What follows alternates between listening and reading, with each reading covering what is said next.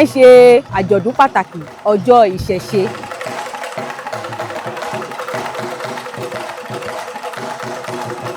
Ó jẹ́ ọjọ́ tí gbogbo àwọn ọmọ Yorùbá máa ń rántí orísun wa, ẹ̀sìn wa, ìgbàgbọ́ wa àti àwọn baba ńlá baba wa. Ọjọ́ ìṣẹ̀ṣe ń jẹ́ ọjọ́ tí ó ń sọ fún àwọn ọmọ Yorùbá wípé ìṣẹ̀ṣe làgbà. A wà ní ààfin Ọba Oniru ti Iruland. Ẹ máa bá wa ká lọ bí a ṣe ń fi gbogbo ayẹyẹ tó ń ṣẹlẹ̀ ń bí ràn yín lórí Motherland Reality TV.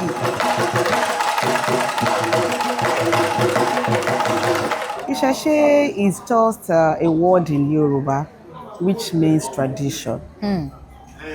And tradition is totally different from religion.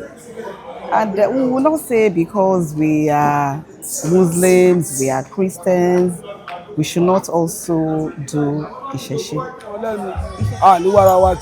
Ọdún èdè yà níbi ṣàṣe mọ́ a máa ṣe nígbà ìláyé àwọn atáṣọ ọdún ìlà máa ṣe tẹ̀mí ìṣòwò àṣẹ sọmọ àṣẹ sàlàbí ara.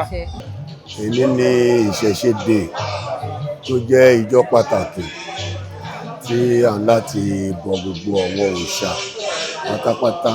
À ń ṣe ọdún àwọn baba ńlá wa, à ń ṣe Ìṣẹ̀ṣe ọdọọdún la dẹ̀ máa ń ṣe. Tó bá ti di on the 20th of August la máa ń ṣe, kò dẹ̀ yí padà kó ń bẹ. Àwa táwa wà ń bẹ̀ ní káṣí òtítọ́ lójú orí gbogbo tó yẹn bá ń ṣe láyé tí ò bá tó ìtọ́ bẹ̀ kò lè dúró dáadáa, kò lè dá. We know that it's a ritual now in Lagos State. We celebrate, it's even worldwide. We celebrate Isẹṣe every 20th of August. And today is another Isẹṣe Day. Nǹkan tá à ń ṣe bíbá ilé ni pé ká gbàdúrà. Ká gbàdúrà. Abisogun II á ṣàdúrà fún wa. Àwa náà ṣàdúrà fún un náà. Etí ọ̀sán ò ní dàrú, Lagos ní lápapọ̀ ò ní dàrú. Àṣẹ tó ti ṣe Nàìjíríà, tó ti ṣe lẹ́kọ̀ọ́, tó ti ṣe lẹ́tà, àtúbọ̀ máa ṣe. Ẹ̀pẹ́ fún ẹ̀ ń dùn wá ọlọ́pàá àdùn inú. Ìka Ìjọ abijó fún yín, ayọ̀ abáyọ̀ fún yín, àdáwọ́lé ayọ̀ yín sí rere. Àsìkò olúùrù yìí ó gbèjì wa tí owó sọmọ sálàáfíà lágbára Elédùmarè gbogbo nǹkan tẹ́ bá pa láṣẹ a máa ṣe bẹ́ẹ̀ ni. Bàbá ẹyẹ kì í fòkò forí sọ gbogbo kíbi tẹ́ bá lọ báyìí ò ní rògbìn yín wálé báyìí mo bá yín lọ́dún tún bá yín lẹ̀ mí. A dúpẹ́ lọ́wọ́ Elédùmarè. Ìṣẹ̀ṣe jẹ́ nǹkan tí ò gbọdọ̀ sọnù nínú ìlú. Kí nìdí? Ìdí ni pé tí ọba bá jẹ Ìṣẹ̀ṣe òun la máa fi mú dórí ibi tó máa jókòó lé tó ti máa pàṣẹ tí ayé máa fi panupọ̀ tán máa pè lọ́ba. Kí ni àwọn nǹkan Ìṣẹ̀ṣe tá ń ṣe yìí? Àbẹ́gunlé, àbòṣà ọjà, a pè gbogbo àwọn pọ̀nrí wa tó ti sọdá sọ̀hún, àárọ̀ wọn, ń tán jẹ àfún wọn, ń tán fẹ́ àfún wọn, tábá wá fún wọn tán àwọn náà wá dá ìlọ́po oore á dá padà fún wa, a wá lè sọ fún wa pé gbogbo nǹkan tá ń ṣe yìí ojú ọ̀nà la wà.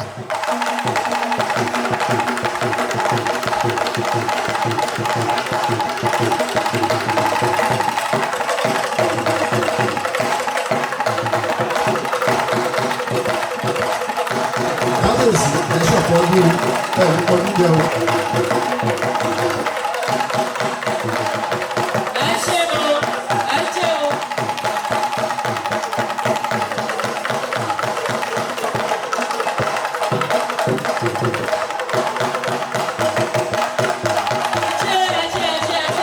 Ìyẹn kọ́dọ̀ sá fún Ìṣẹ̀ṣe wọn bàbá wa ní òòṣà tá a bá ń ṣe tá a bá fojú ọmọdé mọ̀ òòṣà náà máa parun ni.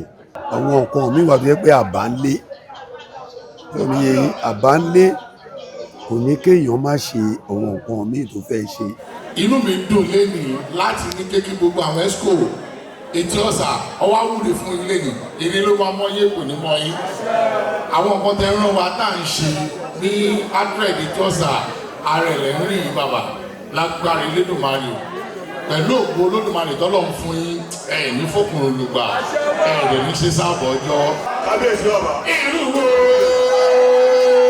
ẹni jáde ọ̀fìnì àjọ̀fìnì àdìdídùn lọ́mọdù owó àdúgbò àdìdíjẹ àdìdíjẹ.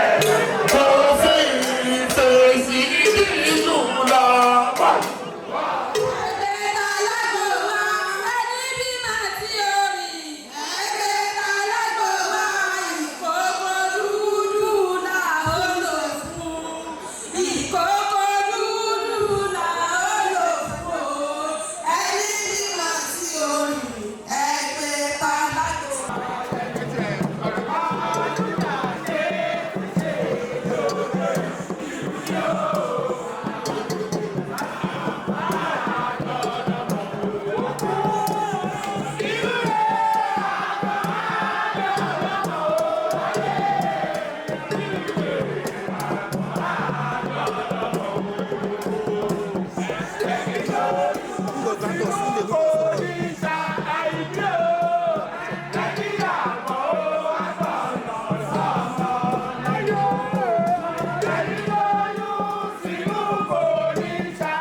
to thank the Almighty for making this day to happen.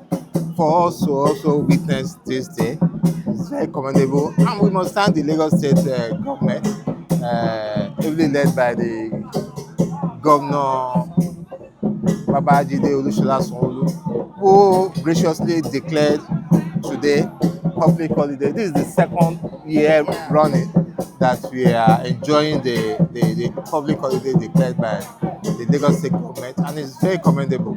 It shows that they have recognized the need for us to promote our culture and tradition, and this is what we do as traditional rulers. Our own job is to uphold the culture and tradition of our different communities and kingdoms. And I must say that this year's celebration is a very commendable one, and I must thank the sons and daughters of Iruland that came out in large numbers to come and commemorate with me in the celebration of Isẹṣe Day 2025. So Kabiyesi, what are the ways you are implementing to promote the So Yoruba we always, days like this, we come out in our different colors, show our culture and tradition. Then we also have different festivals like the Ejiwa Festival, Elegba Festival that we celebrate yearly, and it's for 7 days. And this is what we do regularly.